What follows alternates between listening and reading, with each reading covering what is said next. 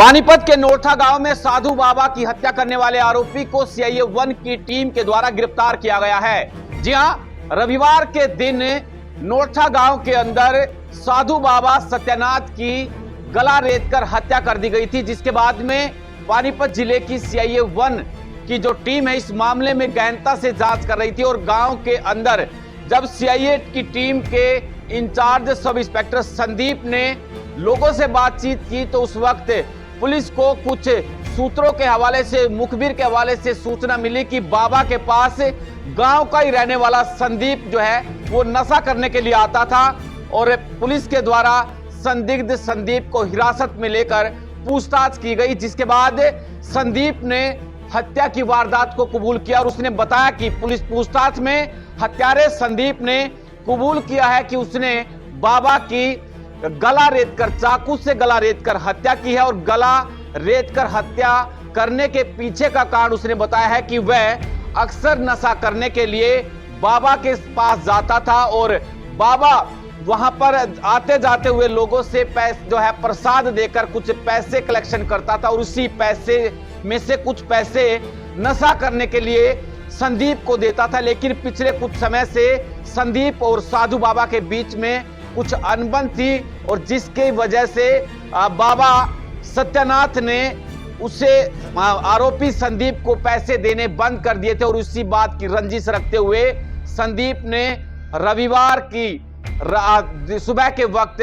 साधु बाबा सत्यनाथ की चाकू रेतकर हत्या कर दी, जिसके बाद में पुलिस के द्वारा उसे गिरफ्तार कर लिया गया। आइए क्या कुछ कहना डीएसपी हेडक्वार्टर सतीश वत्स का आपको सुनाते हैं। थाना इसराना के इलाके में एक हत्या की घटना हुई थी जो अननोन थे, ब्लाइंड एक मर्डर था वो। तो उसकी सूचना हमारे पास 4 तारीख को आई थी इसराना थाना में, तो उसकी एफआईआर दर्ज करके और एसपी साहब के आदेशानुसार इसकी जांच सीआईए 1 को सौंपी गई थी, जिसके इंचार्ज हमारे सब इंस्पेक्टर संदीप हैं, उनको सौंपी गई थी। तो 36 घंटे के अंदर अंदर इस ब्लाइंड मर्डर को ट्रेस करने में हमारी सीआईए ने सफलता प्राप्त की है। और ये जो मृतक थे एक मंदिर में रहते थे, एक खंडर टाइप मंदिर है गांव नोरथा में, वहाँ पर ये रहते थे। और इसके पास एक लड़का आता था संदीप नाम का, जो गांव का ही था। और ये सत्यवान नाम का है मृतक, और ये मुआना इसका गांव है, लेकिन ये बाबा बना हुआ था, काफ़ी दिन से यहाँ रहता था। और जो संदीप नाम का एक लड़का गांव का ही इसके पास आता जाता था। ये नशा भी करते थे, दोनों शराब पीते थे। और कुछ ये जो बाबा के पास पूजा की या प्रसाद बेच के वो कुछ कलेक्शन करता था, तो इसमें से इस संदीप को भी ये कुछ खर्च दे देता था। तो काफ़ी दिन तो देता रहा, लेकिन इनका फिर धीरे धीरे विवाद होने लगा, ये पैसे ज़्यादा मांगने लगा। तो इस बात पर ये मनमुटाव रखने लगा जो मारने वाला है लड़का संदीप।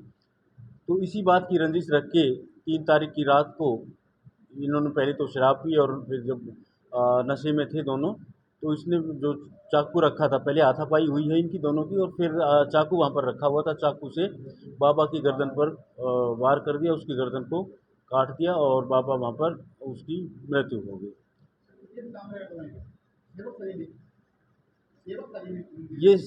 ये सुबह शाम जाता था। वैसे तो मेहनत मजदूरी का काम ये करता है, लेकिन एक आदमी अपना ठिकाना बना लेता है, तो ये सुबह शाम उसके पास जाता था, उसको खाना भी दे के आता था, उसकी सेवा भी करता था। तो इसको गिरफ्तार करके कल इसको गिरफ्तार किया गया था और आज इसको फर्दर पुलिस रिमांड के लिए कोर्ट में पेश किया जाएगा, ताकि आगे की पूछताछ की जा सके कि किसी और की इन्वॉल्वमेंट तो इसमें नहीं है। तो उसमें आगे की गहराई से जांच की जाएगी। कोई नया तथ्य अगर सामने आता है तो आपको सूचित किया जाएगा। ये डिडवाड़ी मोड़ नोरथा, वहीं नज़दीक से, गांव के नज़दीक है डिडवाड़ी मोड़, वहाँ से इसको गिरफ्तार किया। कोई फिक्स नहीं था, जैसे बाबा जैसी, हाँ, इसको 200-300 रुपये डेली देता था बाबा। तो फिर ये ज़्यादा मांगने लगा, तो फिर विवाद इनका शुरू हो गया। ये देखिए इन्वेस्टिगेशन की और फिर लिंक पता लगा कि भाई ये आदमी इसके पास आता जाता था, उसको काबू करके पूछताछ की, तो आगे से फिर इसकी गुत्थी सुलझती चली गई। बाबा 7-8 साल से यहाँ पर रह रहा था, तो ये तभी से उसके संपर्क में था। पहले कभी है जी कुछ इसका रिपोर्ट वगैरह? रिकॉर्ड अभी तक इसका कोई नहीं आया, वैसे चेक करवा रहे हैं, कोई होगा तो मेंशन किया जाएगा। चाकू वहीं एक पास वाले मंदिर के कमरे में ही छुपा दिया था, वो बरामद हो गया।